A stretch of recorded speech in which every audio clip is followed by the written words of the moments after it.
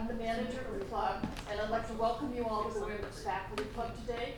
Many of you have been here before, some of you have not. We hope that you will come back. And we are so honored and pleased to have Deborah Craig with us today. I met Deborah through her father, who taught her for many years, who was an amazing ardent advocate for women. And I can understand when I see the daughter he raised. When Deborah started talking to me about this film, I thought, we need to show this here. I'm reminded every day when I watch the news of how much we need to remember our history and how much we can learn from it. So, without further ado, Deborah. Thank you.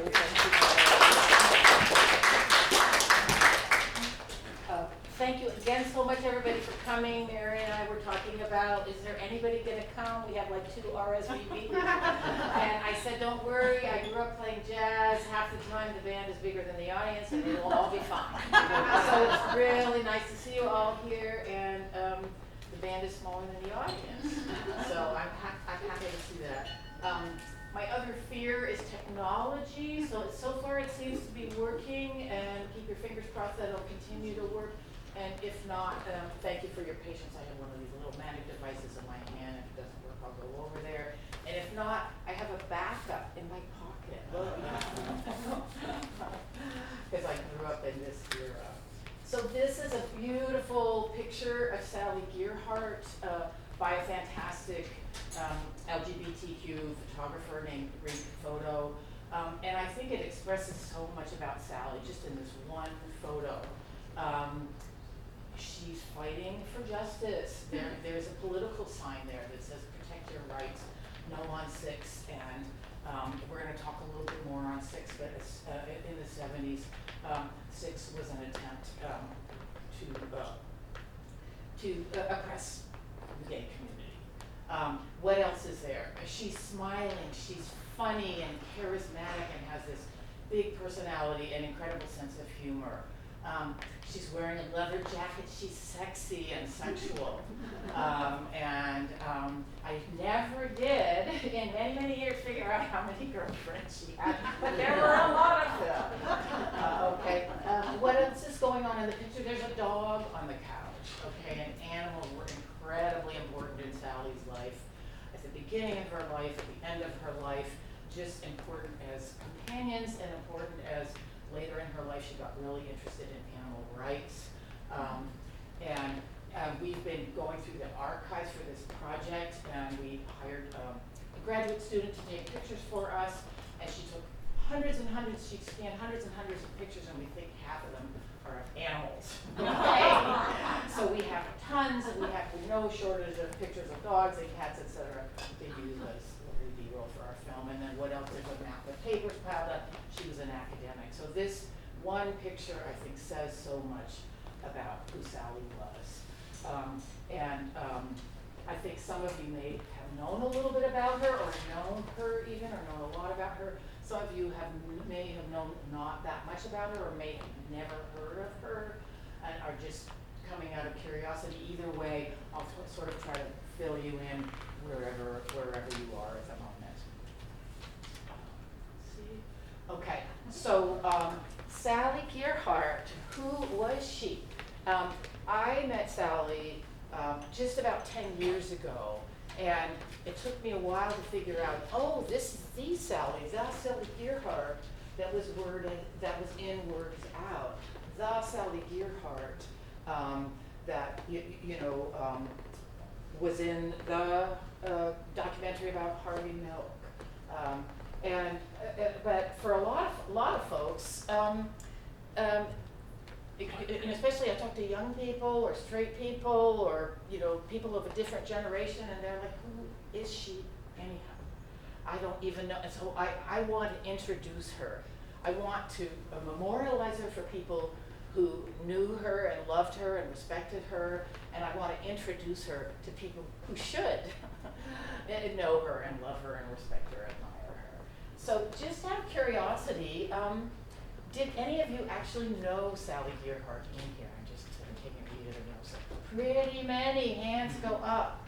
So look at that. Was anybody familiar with her work, somewhat or a little bit, like The Wanderground or the film Word Is Out. Okay, great. Okay, this is really good. And sometimes I'm in an audience, like I purposely did a little focus group the other day with young lesbian slash queer slash non-binary, gender bender, etc. women, none of whom have heard about her.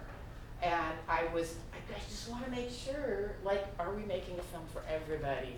And I was very encouraged because they thought she was a badass and funny and stuff like that. So, and I told them, don't feel bad, you don't know about her. You know, I didn't know enough about her. What is going on? That was this mystery, and I'll be talking about this more a little bit later, is that became a mystery to me is, okay, how come Sally's up here in the woods and people are just like, either who is Sally or what happened to Sally? Okay, so that became something that I was really focused on. Let's say we need to figure out the answer to that. For those of you who know less about her, there's this whole laundry list of amazing accomplishments. You know, she was featured in The Word Is Out, which is probably one of the most seminal films about gays and lesbians that normalize being gay. She co-founded one of the first women's studies ever at San Francisco State University. I don't think it was the first. I think there were several that were, co-founded at the same time. And that word co-founded is really important, by the way, not founded, but co-founded. We're going to talk about that more in a minute. What else did Sally do? She apparently, unless somebody has evidence to the contrary, was the first out lesbian to be hired as a lesbian. Sure, there must have been dozens and dozens, if not hundreds, of lesbians who were hired before her who were living in the closet in fear, and we'll find out that she was actually one of those women for a long time until she came to San Francisco and came to San Francisco State. She also wrote a book called The Wanderground, which was, it's fascinating to me. I'm not a science fiction person. I'm like, I have a hard enough time with reality, okay? I'm going to have trouble following this alternative reality. But she wrote a fantasy novel envisioning a female utopia called The Wanderground, which was very, very influential. It came out in the late 70s. And for a lot of women, it apparently was, I needed to know that there could be a better world, okay? And the other thing that really, I think I finally started to understand it is, as a sort of a too literal person, is that if you cannot imagine a better world, you ain't going to be able to create one. Okay, so Sally was this interesting combination of all these different things, an academic who studied theater and rhetoric, an activist, and also, a visionary who had this incredible imagination and kind of found a way to put all those things together. And if you're just coming to come on in, don't feel self-conscious about finding a comfortable seat.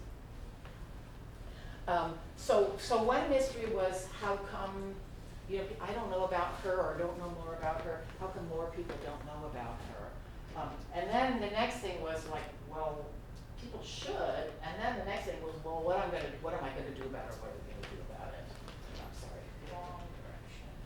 Okay. So a little bit about myself now. My name's Deborah Craig.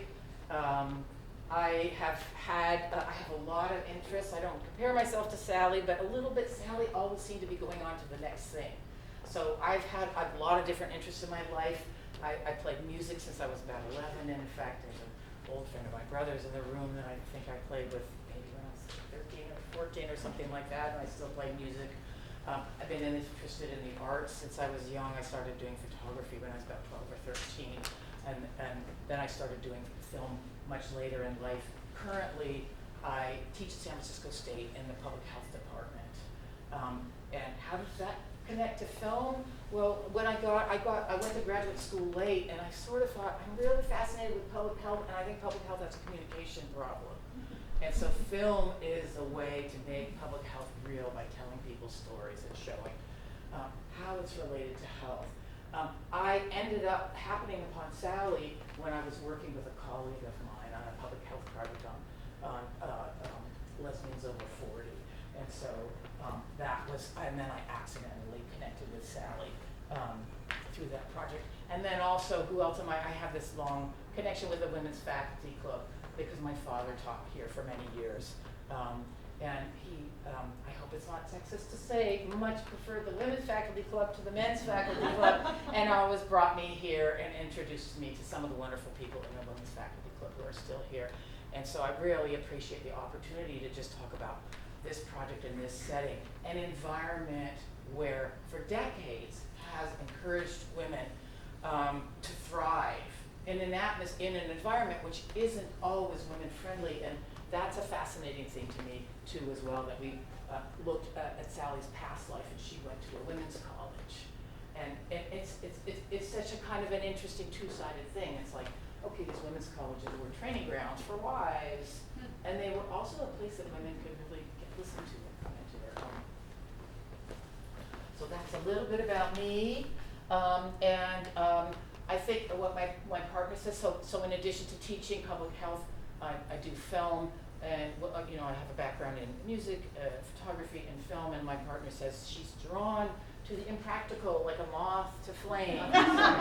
So, and I do tell her one of these years I'm going to be done with this film, so she's happy about that. Okay. She couldn't be here today, but she's okay.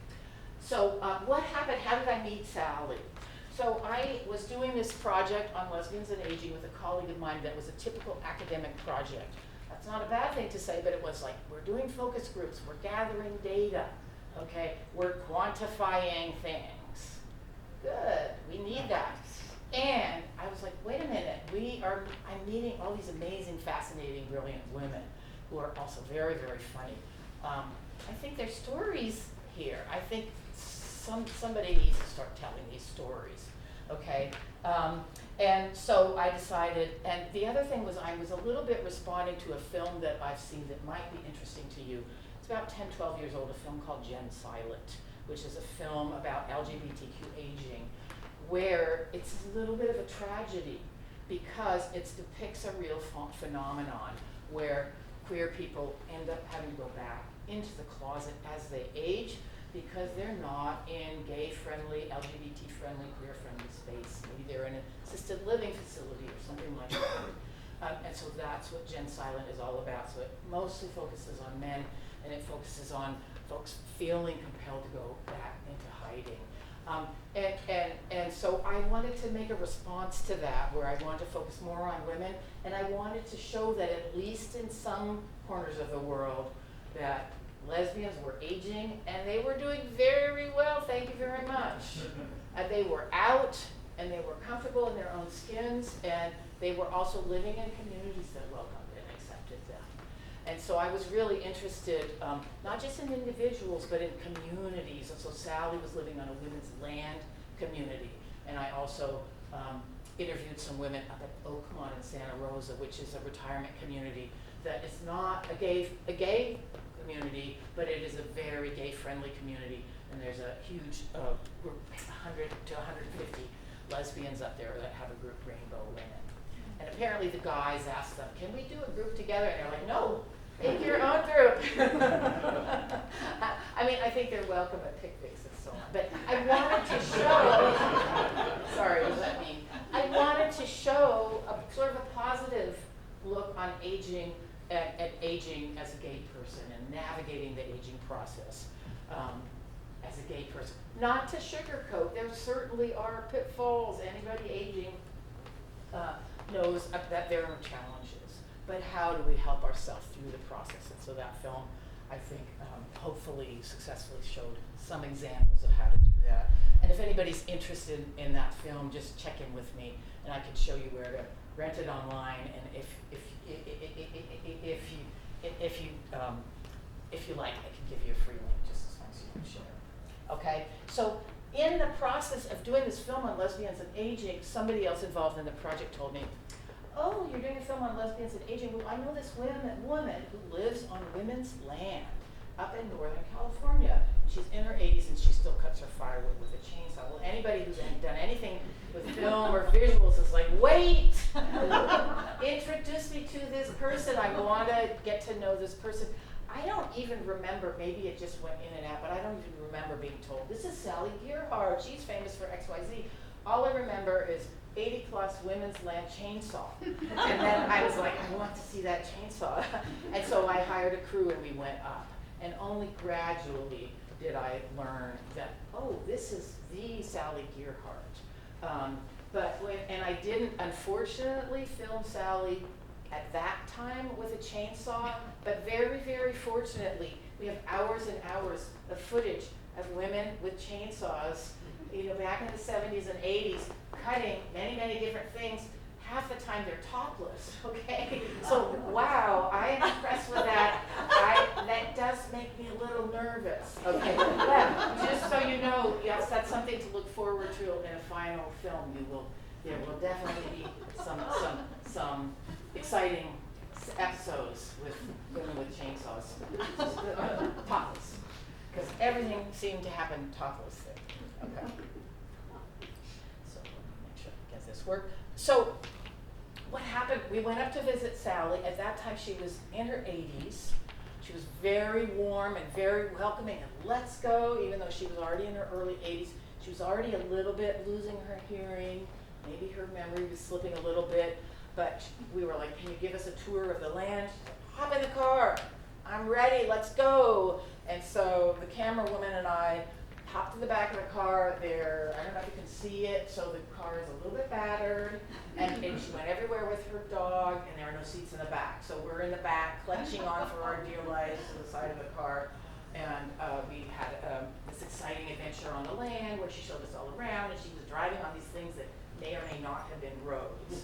And then at one point she was walking us around the land and she scampered up ahead, and then she went down to the ground and we were very worried that she had fallen, but really what she did is she just hit the ground and rolled under the barbed wire fence. And there's a scene from that under there as well. So she was having some challenges, but she was still full of that incredible, what I came to know as Sally, warmth and energy and enthusiasm and just,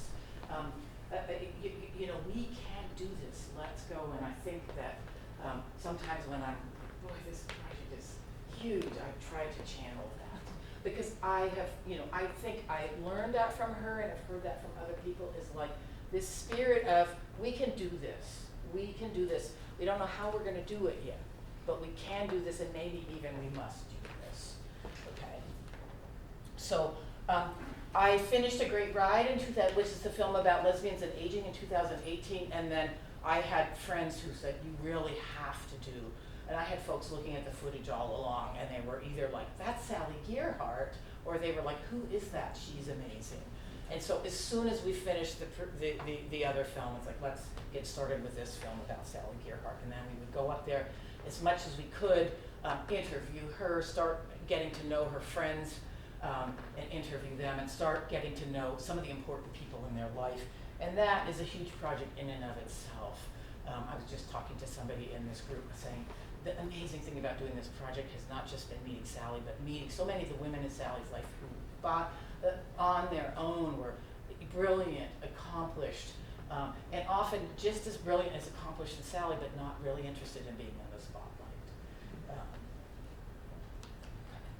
So what have we done so far?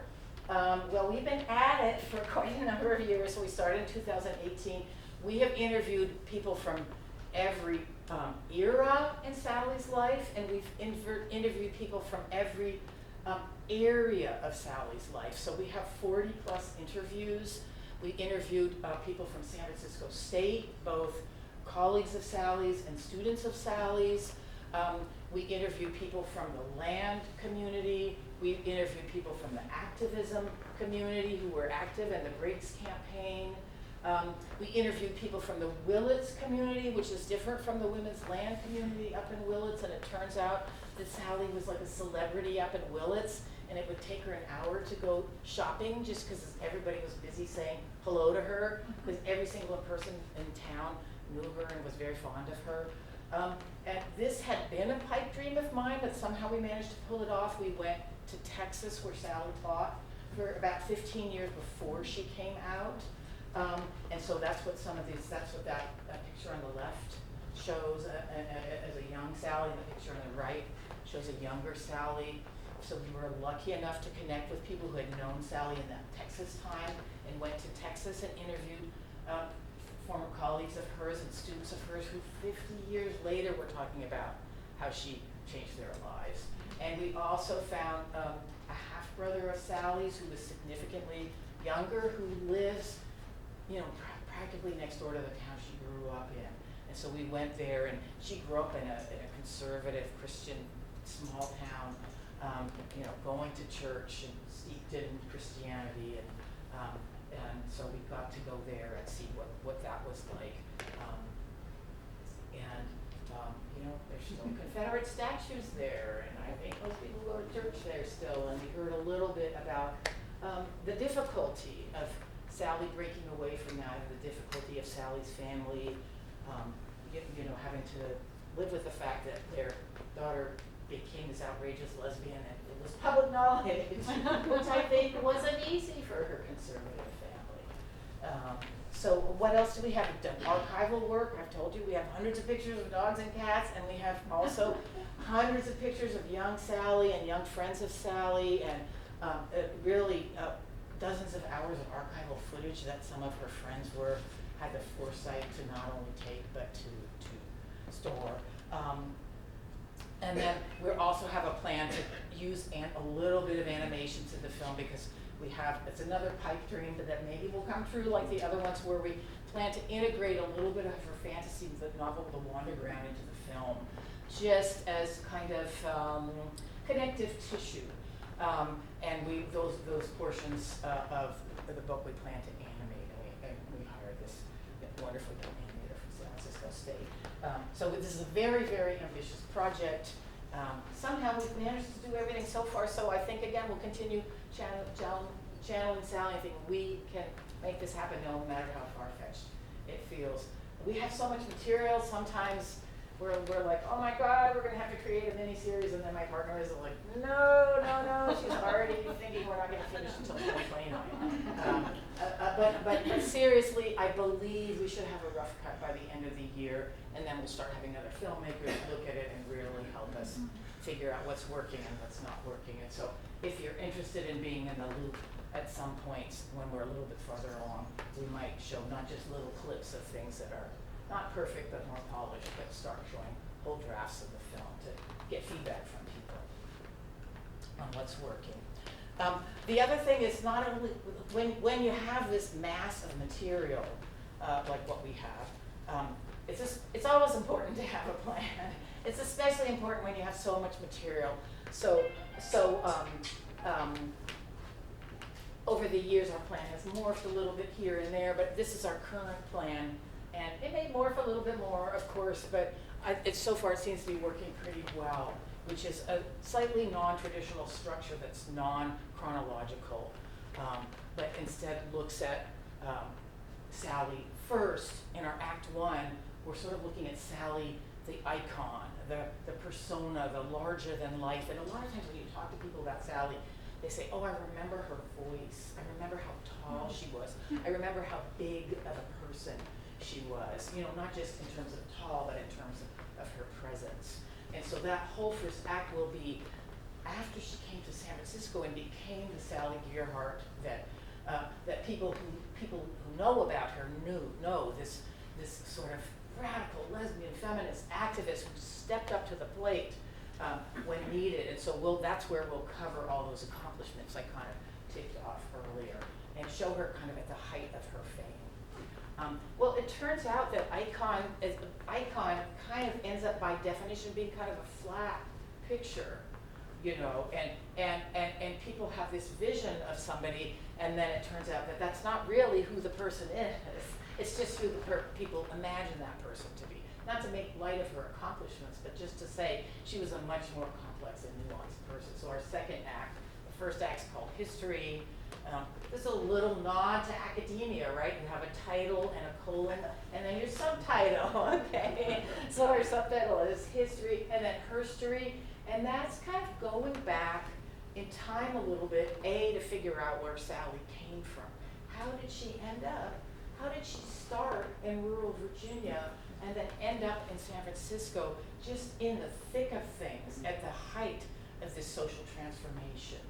So we step back a little bit and then we come forward again in time, but we look at all of her accomplishments as collective endeavors that never ever would have happened without all these other key people in her life. And so, for example, one of those key people in her life was Jane, this woman named Jane Burko, who was also at San Francisco State, and I think Carol over here was a close friend of Jane's. And Jane, I miss Jane, but Jane sounds like she was not only brilliant, but really amazing, and every person who was in her life pretty much talked about her generosity and her support. There's somebody else named Dorothy Hacker, and there were another group of women who met Sally earlier, and they were the ones who were instrumental in helping her leave Texas and move to San Francisco, and just telling her, yes, you can do it. You can escape from this box, okay? It's okay to just leave with no plan and no job and go. You know, imagine what a challenge that was, and there were other people there saying, yes, you can do that. And there's another woman named Jean who really helped politicize Sally, because she had been a lesbian her whole life, but she hadn't been political. And if she had been political at all, it was probably sort of, somebody said, oh yeah, she just liked to read Ayn Rand. You know, okay, so all these different women are helping Sally become who she became, but also all of the projects that she worked on, whether it's Briggs or the Women's Studies Department, et cetera, were all collective projects. That's why I always say co-founded. She co-founded the Women's Studies, co-founded the land community. Basically, also she co-wrote. Many of her works were really co-written and were a collective project, whether they were working up on the land or working in San Francisco, et cetera. So that's that Act 2, is that herstory.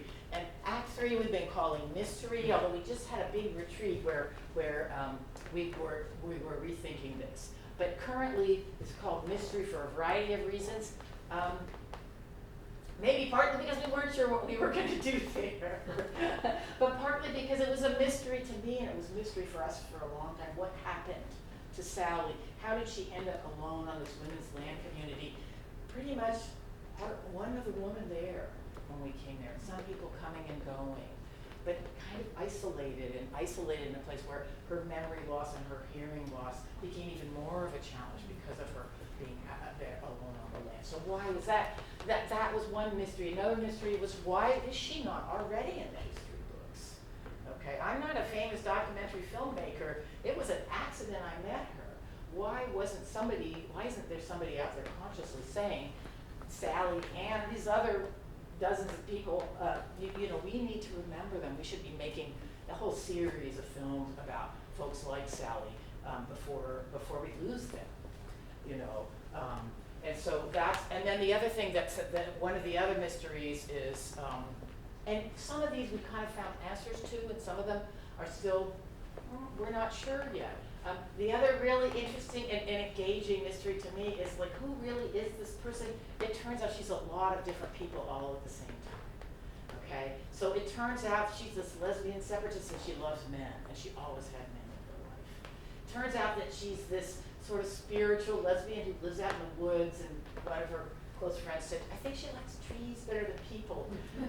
And she eats only junk food and Pepsi, and when I first met her, I was like, I'm going to the woods, I'm going to the cheese board, I'm gonna buy some whole wheat bread and take Sally some whole wheat bread. And I met her friend Morgane, who said she's not gonna eat that. You better take it home because I'm not gonna eat it either. So it's almost like the more you get to know about Sally, the more complicated and fascinating and nuanced and interesting and contradictory she seems. And that maybe makes it hard to tell the story, but it makes it a more interesting story. And Sally was well aware of that herself. And one thing that I had heard somebody else say it, and then I found out, it's a little quote she put in one of her later books. And she says, I live in Northern California on a mountain of contradictions. And so what a fantastic thing to be contradictory and to know that, and to be okay with that. Because I think so many of us are like that, and maybe we could more easily navigate some of the political correctness and stuff like that. if we realize we can be kind to ourselves and one another, because we don't always make sense because we're human. Okay, so that's Act 3. And then I'm going to show you some clips in a minute, and again, just to let you know, they're works in progress, and so they're not perfect, but hopefully they give you the feeling for Sally's personality and energy and all of that. And some of you may have seen this. First thing is our trailer, so some of you may have seen it if you've been on our website, but it's also in a way a little mini version of Act 1, where we learn how Sally is and some of the key things that she accomplished in her activism and in her career. As a, let's see. Sorry. Hang on.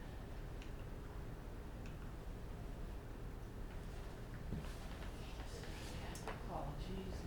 Almost.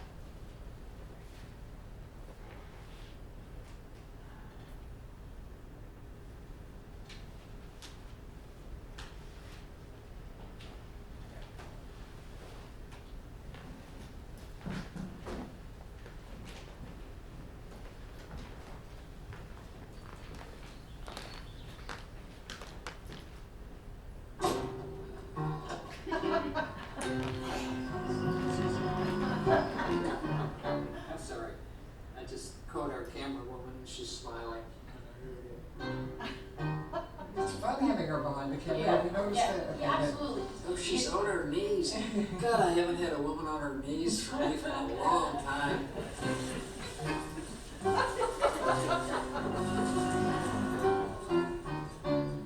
This is Sally Gearhart. And would you like for me to hold the camera for you? She is a force of nature. Here come the lesbians, here come the leaving lesbians.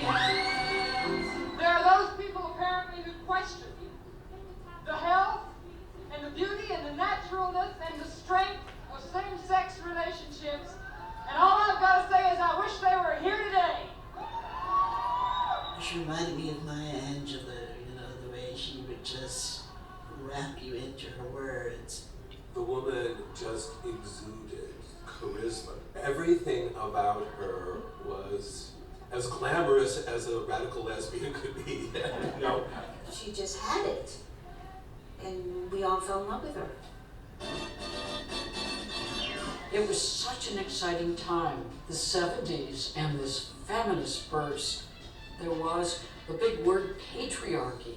It was before women's studies really had started anywhere. And here was this powerful woman, Sally, who gave women great powers in her writing and in her thinking. She also really wanted women-only space. A lot of us did. Women's land, right? And so I came to California with the dream of having land like that. Are you a lesbian separatist?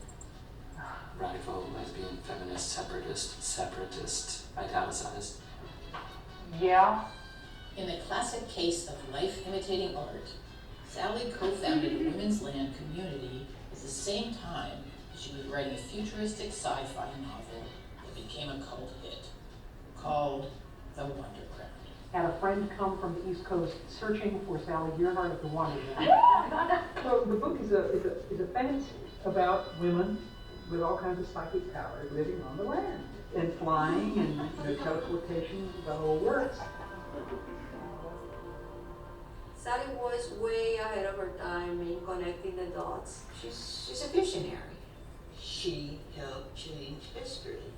I think she was seen by a lot of people as a major spokesperson for the gay community. Overwhelmingly, it is true that it's the heterosexual men, I might add, who are the child I think that's a myth. I've never seen.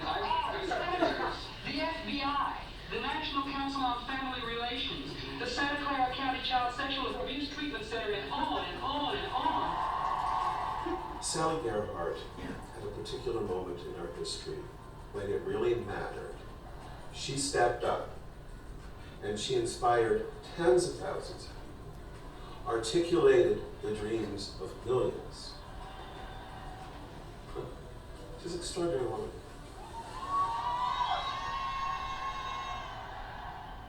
By now I found myself wondering, why haven't I ever heard about Sally Gearhart? Here we go, girls. My attempt to find out Hold on to each other's hands. We are encouraging relationships among women. turned out to be a pretty wild ride. Sorry about that, girl. You're gonna be okay. Deborah Craig, she was handed a puzzle, and it was up to her to untangle it. By the way, if you're curious, A, that was her dog leash. I don't know why you want a 30-foot chain for a dog leash. And B, the dog ate the car. Okay. So that's a little bit of a microcosm of Act One. Act One is might call it corrective. In other words, Sally deserves to be remembered for those things she did in the 70s and 80s, if not beyond that, okay?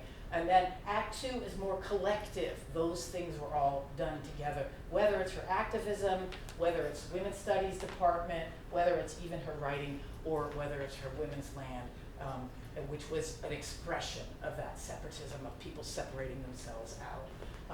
And so the next little clip I'm going to show you is just one section of that, to give that idea of things happening collectively and of lesbian separatism. So here's an interesting fact. I certainly grew up knowing about lesbian separatism, and I'd say I came late enough that to me it was like, wait, I don't understand this. This is not for me. I grew up playing, having a great relationship with my father. I was closest to my brother. I played music my whole life with men, so I didn't really understand the need for it. I also, by the time I met Sally, I didn't really know that it was still there. So to me, learning about lesbian, and sometimes lesbian separatism has a bad rap as well. So I really hope in this film that we show about the need for lesbian separatism, for women to liberate themselves. And the fact that I didn't feel like I needed to be separatist was actually almost, in some ways, because of the women who came before me, that I didn't end up needing to be a separatist. Okay, so maybe, I'm not sure, but maybe separatism sowed the seeds for its own destruction, or maybe separatism is just something that lesbians need to go through, and other groups that experience oppression and discrimination need to go through as a phase. I don't know, I don't have the answers, but those are the questions I think we're exploring there.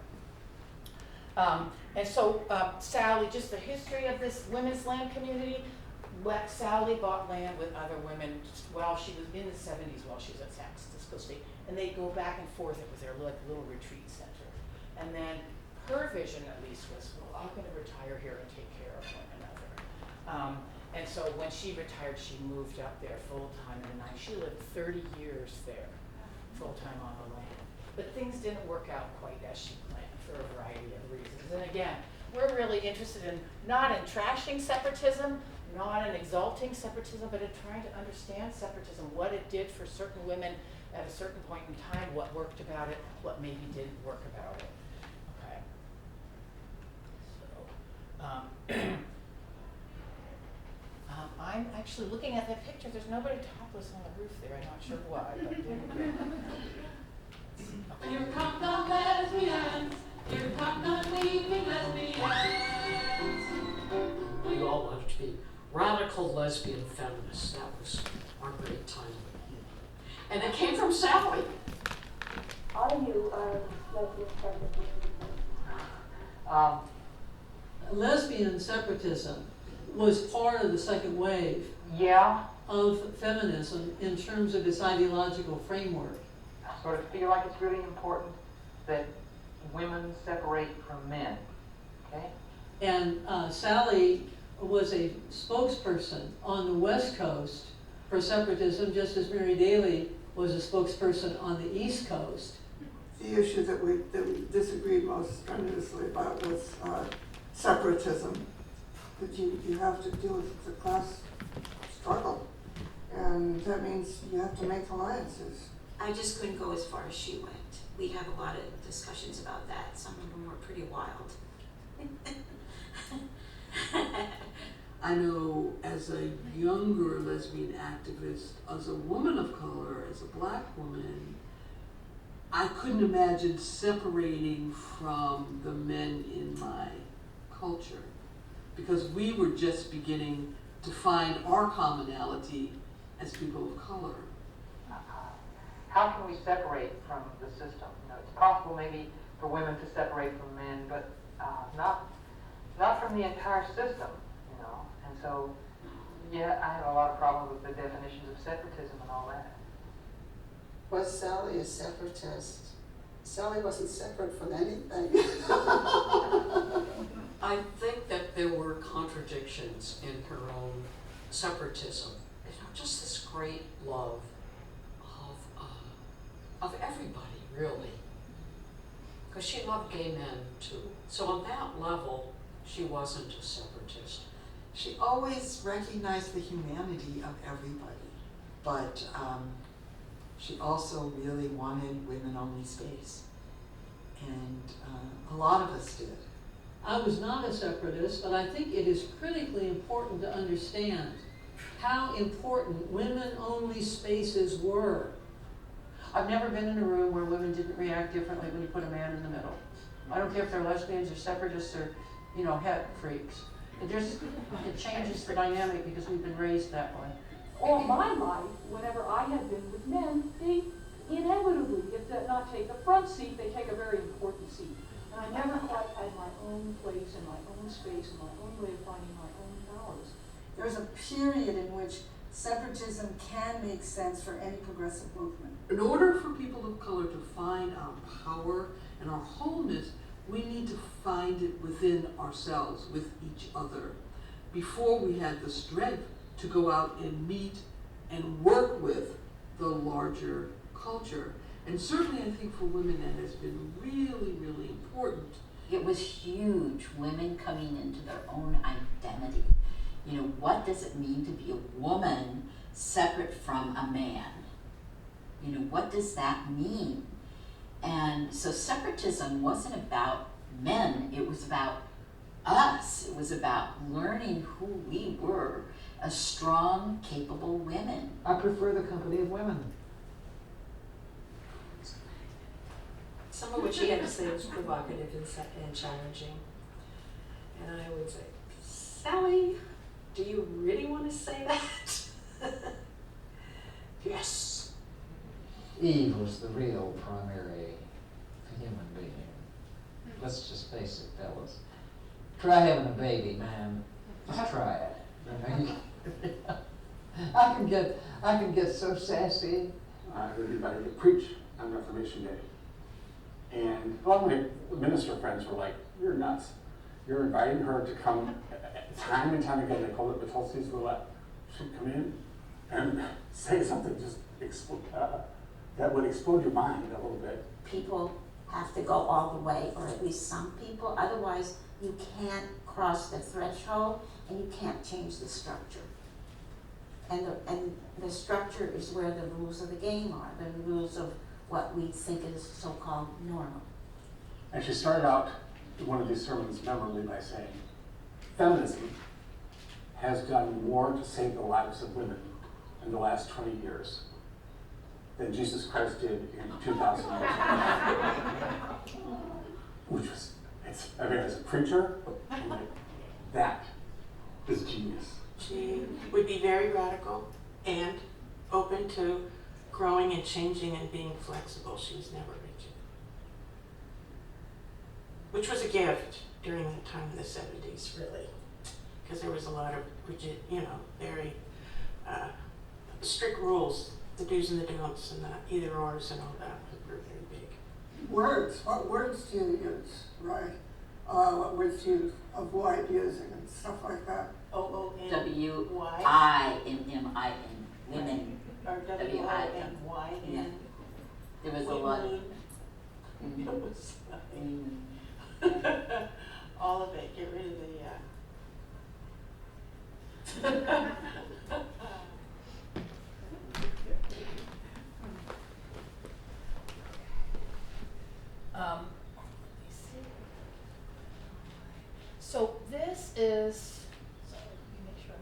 so again, I think I kind of covered this as the act three. We're looking at the mystery, sort of the puzzle pieces of Sally's story, the fact that she's sort of this contradictory person and many different people to different people. You know, she's to one person she's a revered teacher, to another person she's their neighbor, et cetera, et cetera. And then, but we're really trying to answer questions that in a nuanced way. So that final question, I think down there has been something we've been exploring the whole time we've been looking at the film. Did her land community fail, or did it have a natural lifespan? Okay. You know, we originally thought, and I'm going to do sort of a time check once I'm done with this slide and check with you if you want to see the next clip, which is a bit on the long side, or if we're going to just skip on to the end. But did you know, when we first got there, we thought something went terribly wrong. Why is she alone here on the land? Was it about boys on the land? Was it so-and-so fighting with so-and-so? You know, there was a certain amount of lesbian drama that went along with a certain amount of non-monogamy or whatever. Or did it just happen? Did people get older? Did people die? Her best, you know, I think her ex-lover and probably one of her closest friends and biggest supporters died young and died 10 years before Sally died, even though she was 10 years younger than Sally. People moved away. It's not easy to live out on the land outside of town when you're 70 and 80, right? When you're 30 and 40 and you're moving onto the land and thinking, yeah, this is great, we're getting away from the patriarchy, that's a little bit different when you have health than for when you have health issues. So was it one or the other, or maybe kind of sort of both? Then the other thing is, we've talked to so many people who are like, Sally was erased, okay?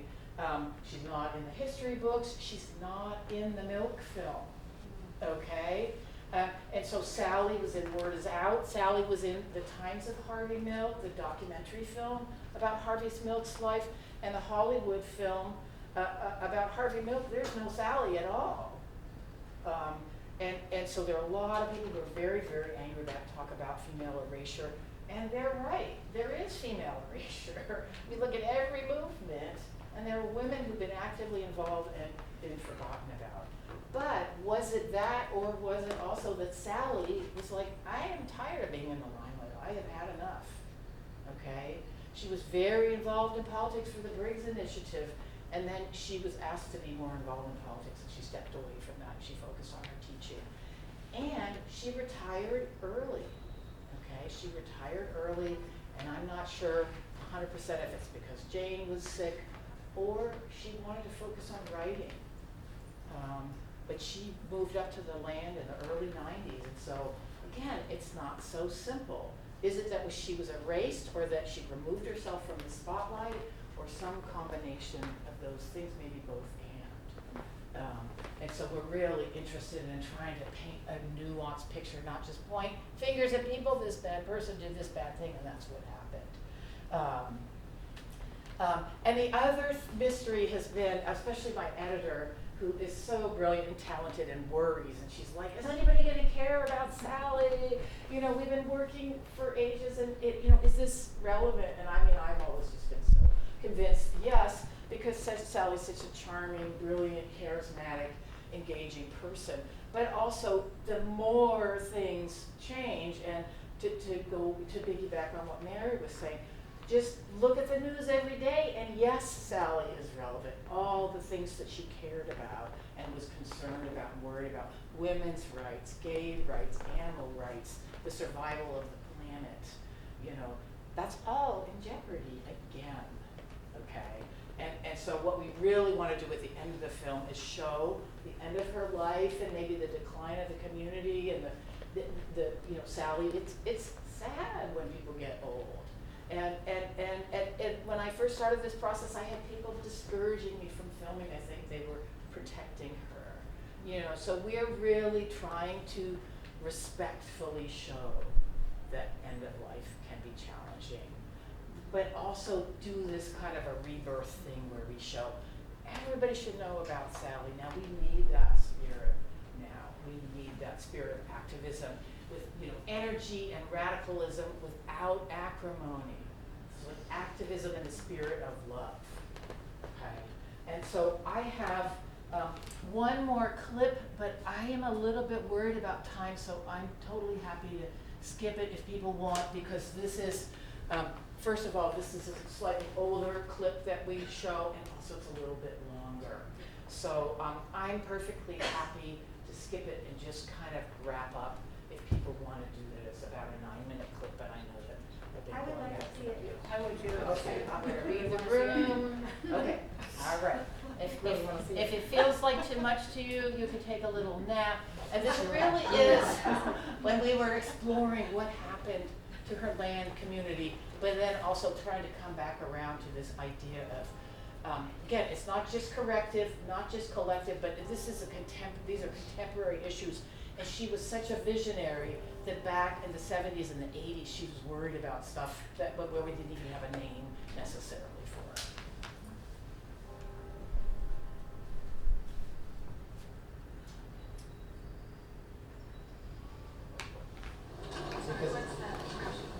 Oh, it's rain falling. It's fucking pouring, and we're going out into the woods. So what is up with Sally? A lot of people say they don't know. You know, even to have people saying, well, I haven't seen her in 20 years, or I haven't seen her in 5 years. What is going to happen to her? Like, you know, here's somebody who was this brilliant woman who worked hard her whole life, and now she's in this precarious situation. Here we go. Sally would never admit to it on camera, but the more I visited her on women's land, the clearer it became that her utopia was crumbling. You are filming me pretty much.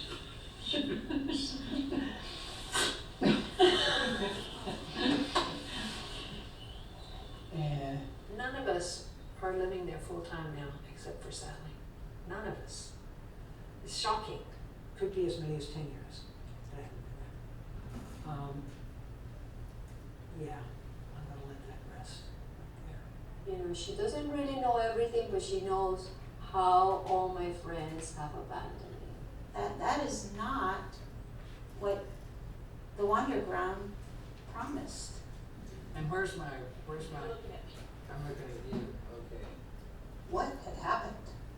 It seemed almost impossible to untangle the tension and drama swirling around Sally's situation.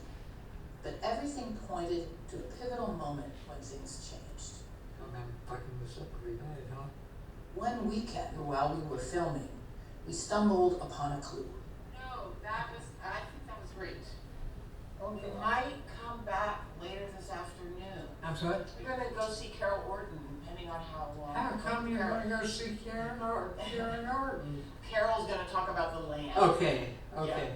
I don't mean to be nosy, I just want to know what. She says to say hi. Okay. Yeah. Carol Orton was Jane's lover.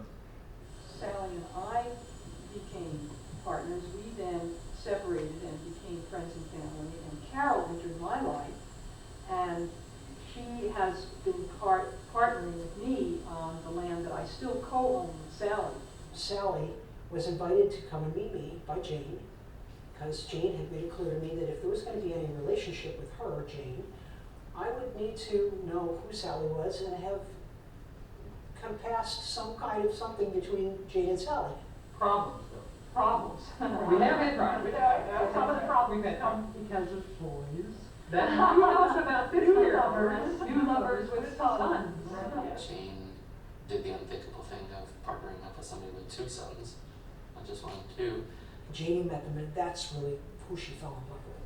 She, unlike Sally, really wanted to have kids. And when I first got together with Jane, before we were together, when we first even were having little dinners together, she explained that this was women's land and that there was a chance that, you know, it would not be appropriate for my children to come here. That was a big discussion, many times. And I didn't know what it all meant, really, truly didn't. It actually doesn't mean no men or no boys. No. What it means is we want the land to continue to be owned and controlled by women. Early on, no, she was really vociferously not interested in having boys on the land at all. They were the first and probably forever the only male children who were welcome there.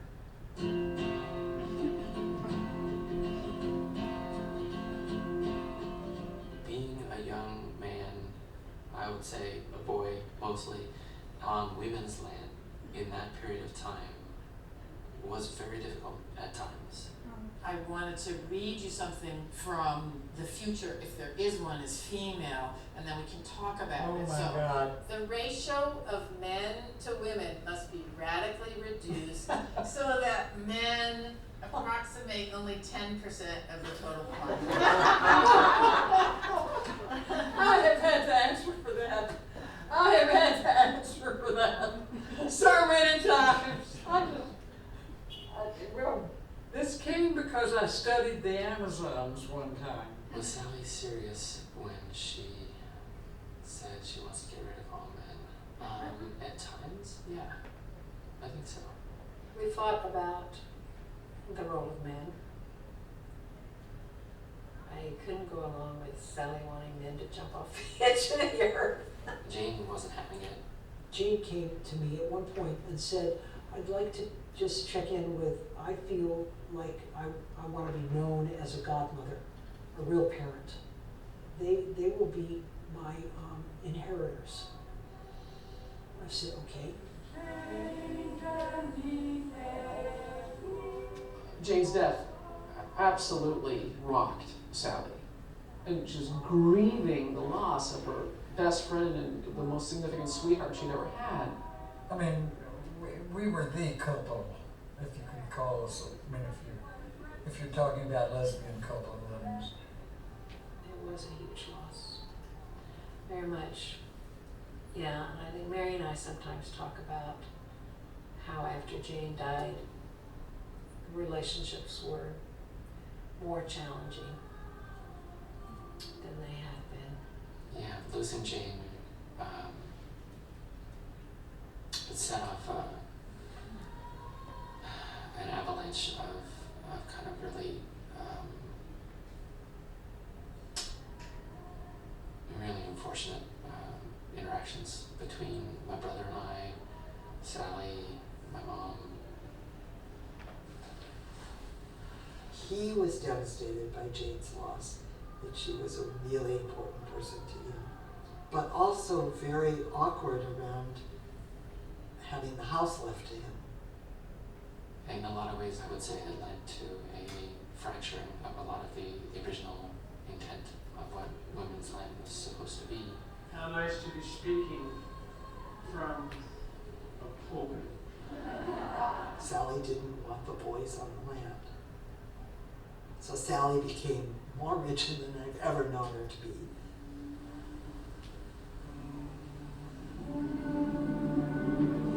I think Daniel was really heartbroken and perplexed about how to be a young man, respecting Sally's wishes and how to do this.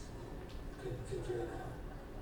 Jane's written intent to leave Terpsichore to my brother and I fought for that, unfortunately, because I think, looking back at this point, ideally, I wouldn't have fought for that, not that piece.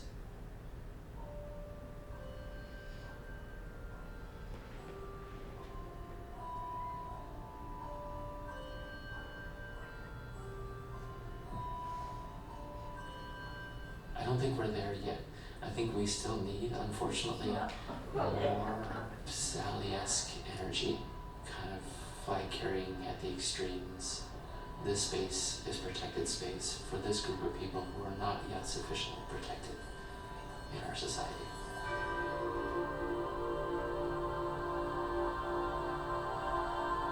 Regularly now, women went to remember rooms in the Cochleus to watch as remember guides rechanneled the old stories.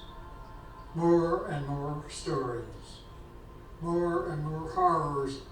As a woman shared, she became a part of all of their history.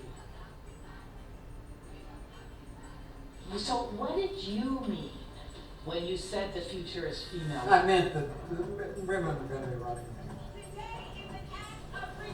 That we're tired of this damn patriarchy that hasn't done anything but exploit other people. And we're ready for a women's world. Let's go, girls. Anything that stirs the heart in a positive way is possible for us all.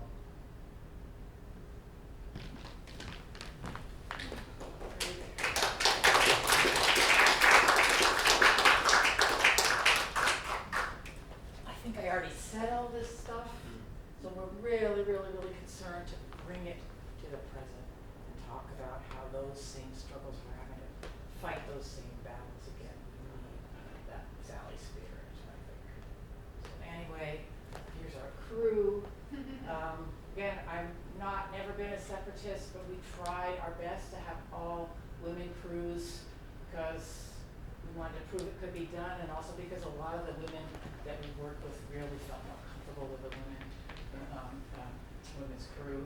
Same, most of us are LGBTQ. And if you're interested in helping, we welcome your help, no obligation at all.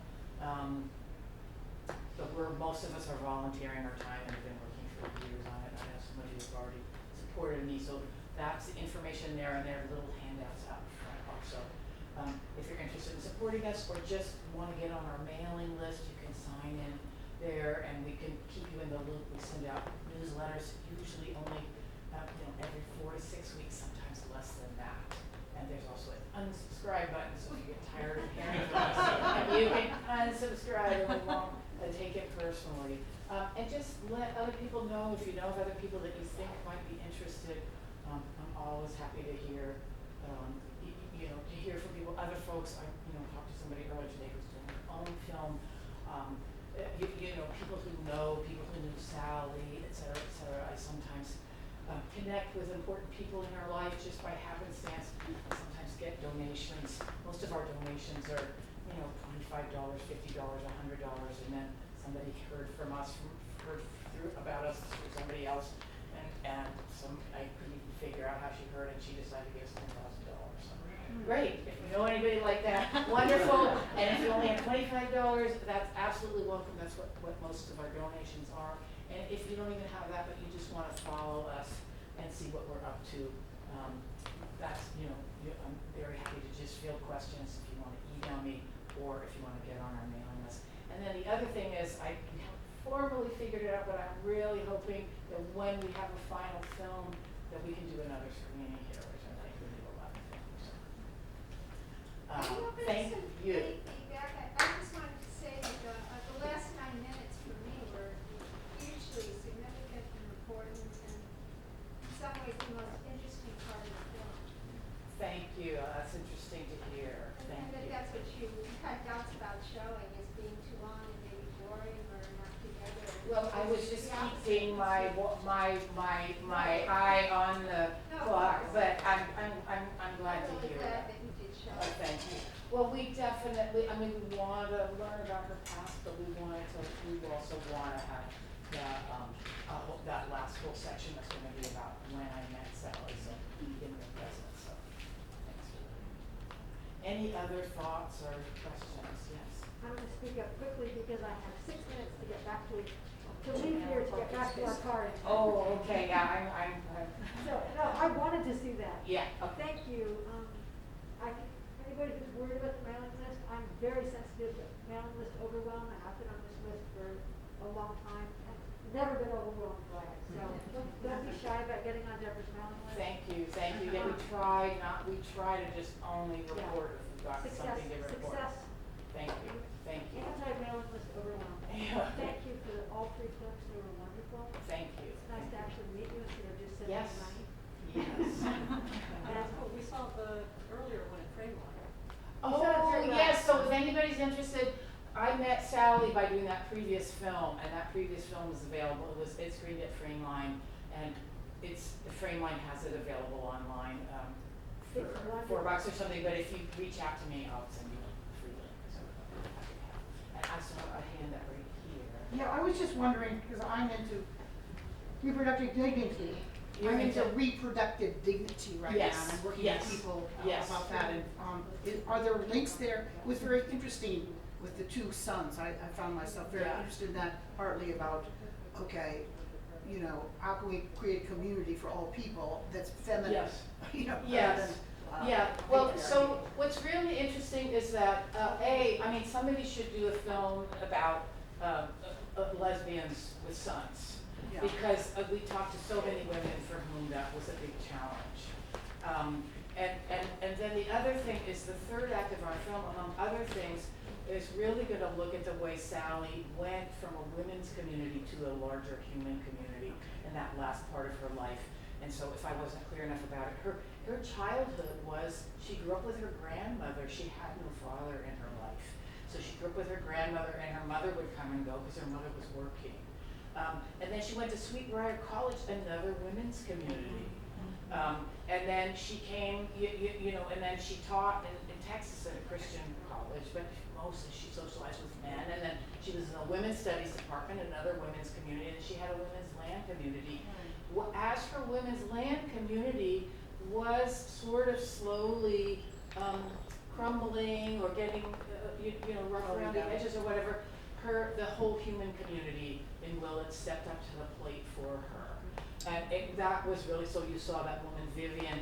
Vivian was like Sally's straight Puerto Rican family. Her husband was Sally's doctor, and her daughters were like Sally's goddaughters, and one of them teaches theater now, and one of them is a vet because they were so influenced by Sally.